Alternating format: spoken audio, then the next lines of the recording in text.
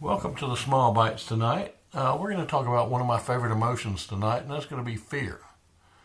Now, several years ago, I had a chance to work at a haunted house in Augusta, Georgia called Plantation Blood.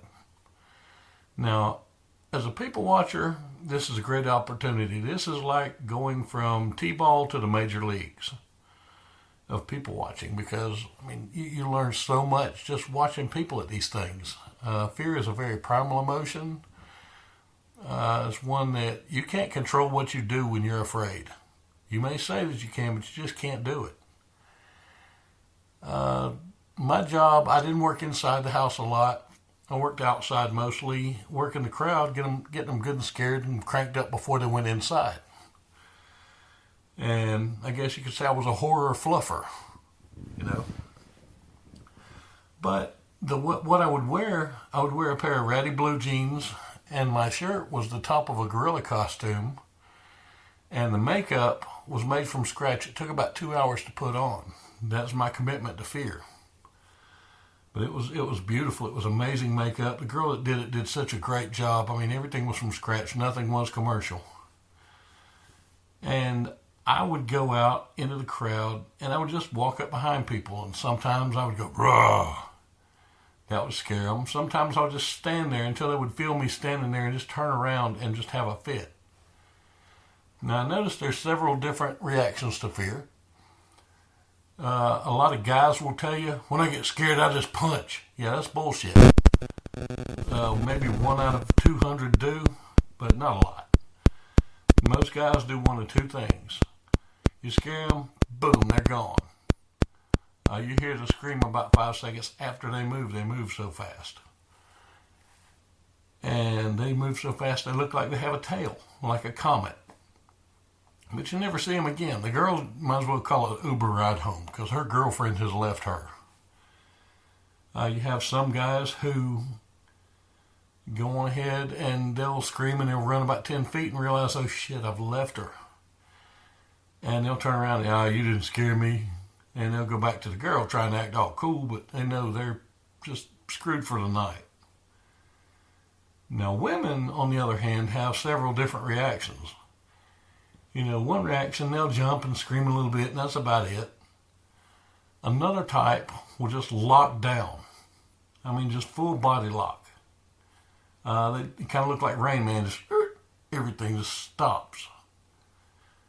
You have another type of woman who will scream, jump around, make a big scene for about 10 seconds, then grab your arm and take you to her girlfriend to scare the shit out of her. And then you have the final type. This woman, when you scare her, she may or may not make a sound, but the sound she's making isn't important. What she's doing is very important. What she's probably doing is taking off earrings, watches, rings, putting her pocketbook with her friend, putting her hair up, taking her coat off. She's doing all this in about a quarter of a second. She is streamlining. She is getting ready to whip your ass. And she may run. She'll run toward the parking lot every time if she runs. Do not follow. Because she's not going to the parking lot to get away from you. She's going to the parking lot to beat the hell out of you is what she's going to do. Ducked a lot of fists in my day before I learned that. I'm pretty sure they would have knocked my nose off. So never follow anybody when they're running out of fear because that fight or flight turns into straight up fight after a minute. We had another room in the haunted house. It's called the clown room. Now it was actually 2 rooms. The second room was what you think it is. A bunch of people made up to look like clowns who were jackasses that would just scare you and not let go. They took it too far sometimes. But the other room was dark. It had a black light, had neon stuff painted all over the walls, those dots and stuff. And they had barrels. And we had a guy there who was about 3.5 feet tall. They would make this little guy up to look like a clown and set him on top of one of the barrels, look like a doll. I knew the little bastard was there and he scared me every time. Now, at least twice a night, he would get full on man punched when he would move. Now, I don't know about you, but I'm pretty sure you a scared sumbitch when you would punch a dwarf in the face. So these are some of my experiences with fear. Now, another thing I'd like to talk about tonight has to do with fear also, but also belief. Bigfoot.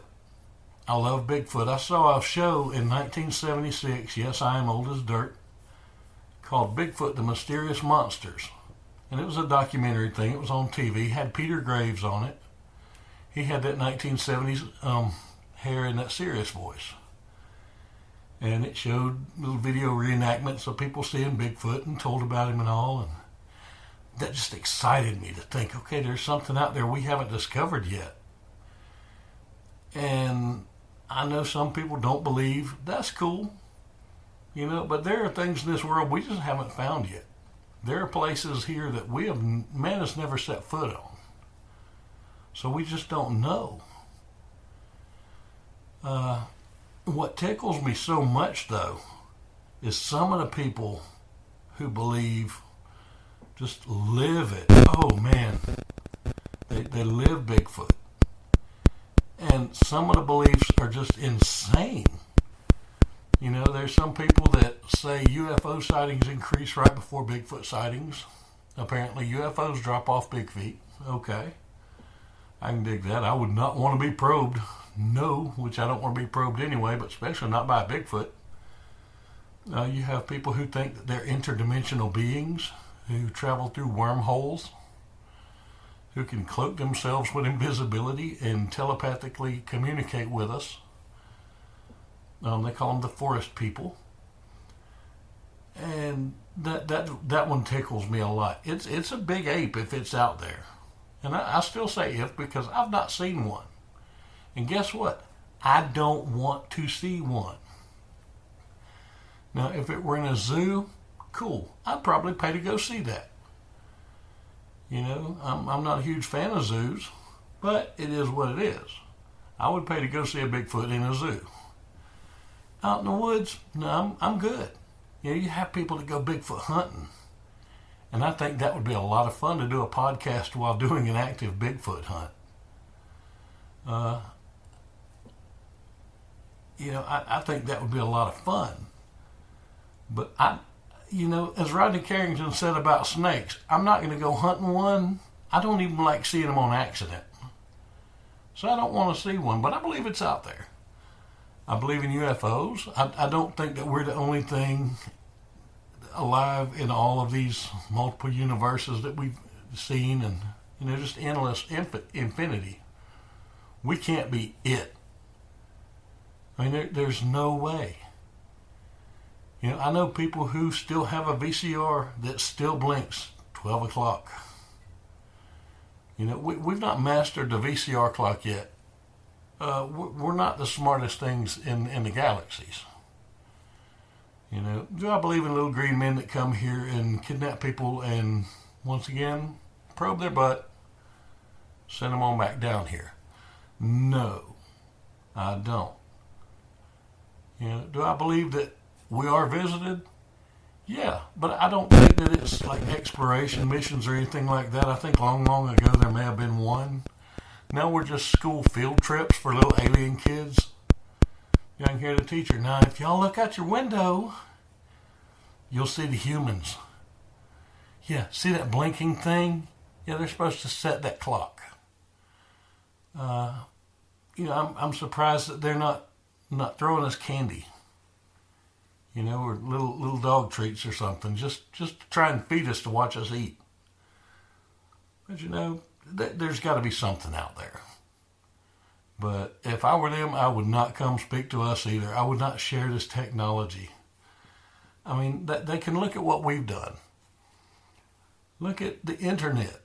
You know, people went to school for years, gave up a lot of things that they probably wanted to do, just so they could work so hard and develop this amazing system where I'm sitting here with a laptop right now, not hooked to anything, no power source, just a battery.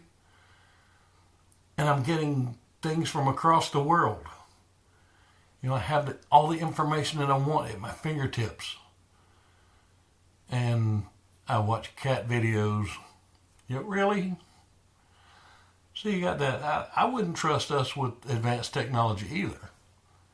But the great thing about technology is it's letting me do this podcast for y'all. And I love doing them. So y'all please hit subscribe. Please go down to Joe's Underground. It's in the basement of the Lamar Building in Augusta, Georgia at 8th and Broad. You'll love it.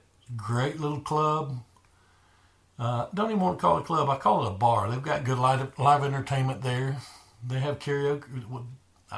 They have, open mic nights. They have live bands. There's no telling what you're going to see when you go to Joe's. It's kind of it almost feels like home. It's going to hang out with your friends. Even if you don't know anybody there, by the time you leave, they're all your friends. Great food, great bartenders, great service. I goes to Joe's.